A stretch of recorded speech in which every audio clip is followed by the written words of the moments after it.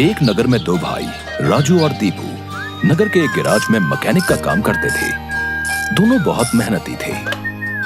एक दिन गैराज में काम करते हुए भाई मैं सोच रहा था, अगर हम ऐसे ही काम करते रहे तो एक दिन अपना एक गैराज खोल लेंगे और फिर जल्दी ही दूसरा और फिर तीसरा और जल्दी ही हर शहर में अपना एक गैराज होगा।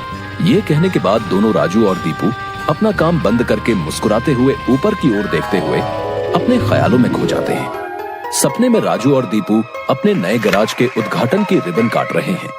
तभी पीछे से उसकी पीठ पर कोई धक्का देता है और दोनों घबरा के सपने से बाहर आते हैं। राजू के बगल में उसकी गैराज का मालिक, ग्रे शर्ट, काले पैंट, सिमटे हुए बाल और आंखों पे चश्मा। तुम दोनों से एक काम सही से नहीं होता। कल एक गाड़ी तुम लोगों ने बना के दी थी, ग्राहक का फोन आया था, उनकी गाड़ी से धुआं निकल रहा है और रास्ते में बंद हो गई है। ये 1 महीने में तुम्हारी 8वीं शिकायत है। मैं तुम दोनों को अभी काम से निकालता हूँ। निकल जाओ मेरे गैराज से। मालिक, पर यह भी तो हो सकता है उसकी गाड़ी खराब हो। हमने तो ठीक से ही काम किया था। खराब गाड़ियों को ठीक करना ही हमारा काम है। निकल जाओ यहाँ से। और मालिक दोनों को धक्के मार के बाहर निकाल देता है। राजू और दीपू अपने छोटे से कमरे की बिस्तर पर हैं। सामने की दीवार पर विष्णु भगवान की तस्वीर टंगी है। दीपू राजू से, भाई हम हर जगह मन लगा के काम करते हैं, फिर भी हमें हर जगह से निकाल दिया जाता है। किसी को हमारी कद्र ही नहीं। हाँ भाई, यहाँ किसी को हमारी कद्र नहीं है। चल किसी दूसरी जगह जाते हैं, वहाँ शायद हमारी कीमत हो। भाई पर हम वहाँ करेंगे क्या? याद है माँ कहती थी कि भगवान का नाम लेने से सब मिल जाता है।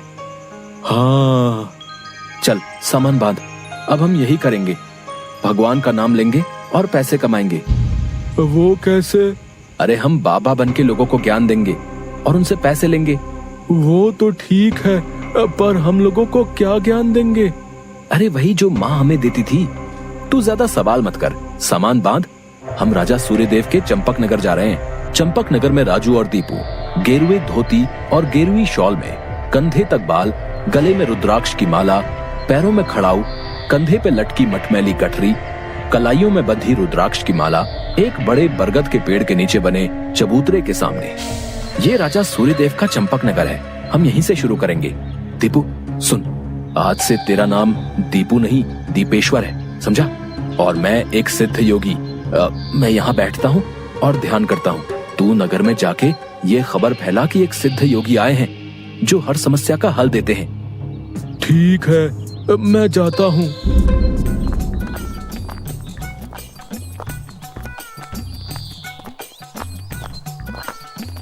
भाई हमारे सिद्ध बाबा जी के लिए कुछ दान दो। ये कौन से बाबा हैं और कहाँ हैं? बड़े सिद्ध बाबा हैं, उनके पास हर समस्या का हल है। नगर के बाहर जो बड़ा बरगद का पेड़ है ना, वहाँ ठहरे हुए हैं। अगर तुम्हें कोई समस्या हो तो उनसे जाके मिल लो, वो तुम्हें हल जरूर बताएंगे। पर हाँ, दान के लिए कुछ लेकर जरूर आना। हाँ, मैं जरूर आऊंगा। औरों को भी बता दो, पूरे नगर का भला हो जाएगा। जरूर बाबा जी, जरूर। राजू पेड़ के नीचे ध्यान में बैठा हुआ है और दीपू थैले में सामान लेके उसके पास जाता है। मैंने नगर में खबर फैला दी है, जल्दी ही लोग यहाँ आते होंगे। तुम तैयार रहो। मैं तो कब से तैयार हूँ, देखते हैं क्या होता है। राजू फिर से ध्यान में बैठ जाता है। तभी नगर के लोग वहाँ आने लगते हैं और हाथ जोड़ के नीचे बैठे हैं। बाबा, हमारा काम नहीं चल रहा, कृपा करें। आप जो भी दान के लिए लाए हैं बाबा के चरणों में रखें और बाबा से गुरु मंत्र लें। दुकानदार राजू के पास पैसे रखता है और हाथ जोड़कर खड़ा हो जाता है। राजू इशारे से दुकानदार को अपने पास बुलाता है और उसके कान में कहता है, श्री राम। हर बिक्री के समय मन में ये नाम का जाप करो, बिक्री बढ़ जाएगी। याद रहे, अपना ये मंत्र किसी को नहीं बताना, अपनी पत्नी को भी नहीं। जैसी आपकी आज्ञा बाबा जी। महाराज, आप राजकुमारी के लिए एक योग्य वर तलाश रहे थे। हमारे गांव में एक सिद्ध योगी आए हैं जो तेजवान हैं और राजकुमारी के लिए एकदम श्रेष्ठ हैं। गुरुदेव, मुझे आपके चयन पर पूरा विश्वास है। अगर आपने चुना है तो वो राजकुमारी के लिए अवश्य ही उत्तम होगा। सोने जवाहरात और अनेक उपहार लाओ। हम अभी उन महान योगी के पास जाएंगे और उनसे राजकुमारी से विवाह करने का आग्रह करेंगे।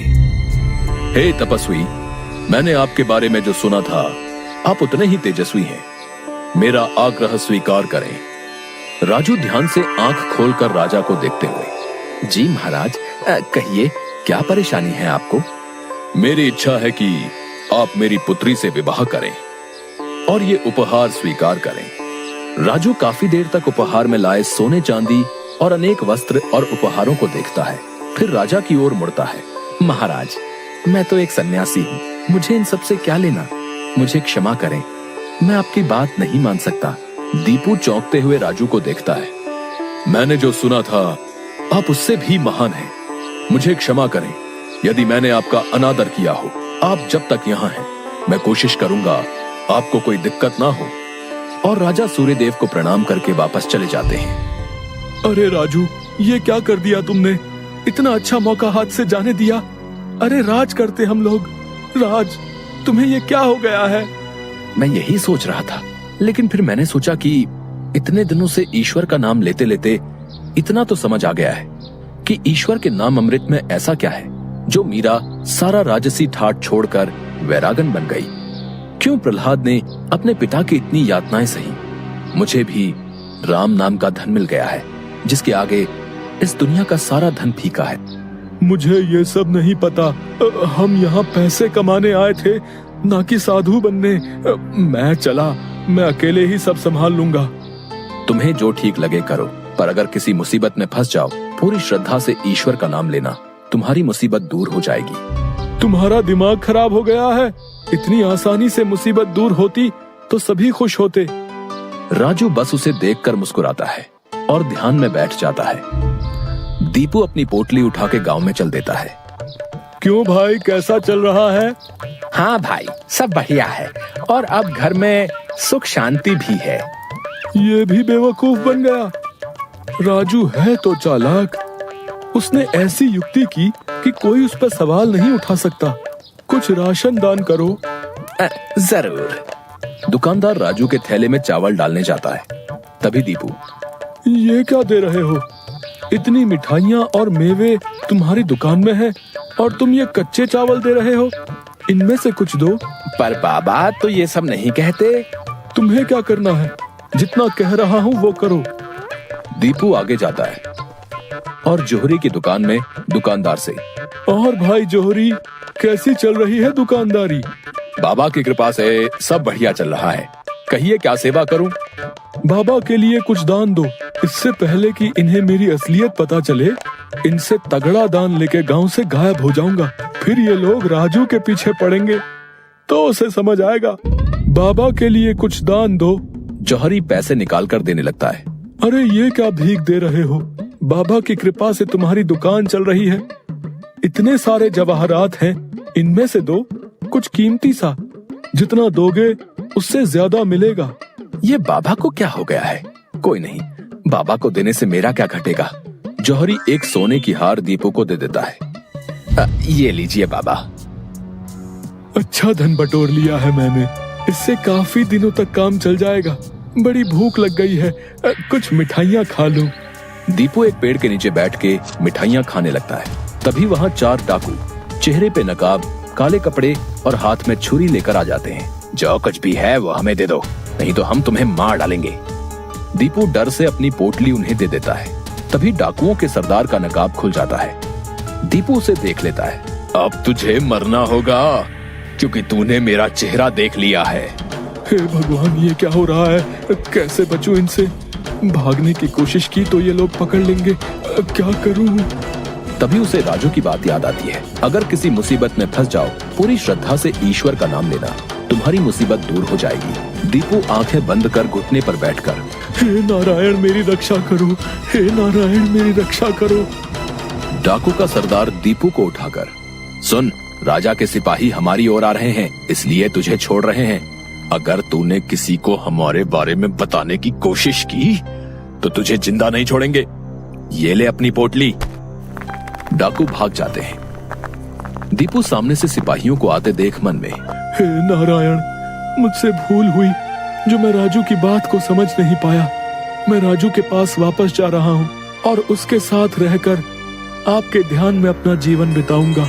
मुझे माफ कर दो राजू, मैं ईश्वर के नाम की महिमा को नहीं समझ पाया, पर अब मैं समझ गया हूँ और तुम्हारे साथ ईश्वर के नाम का धन कमाना चाहता हूँ। राजू दीपू को गले से लगाता है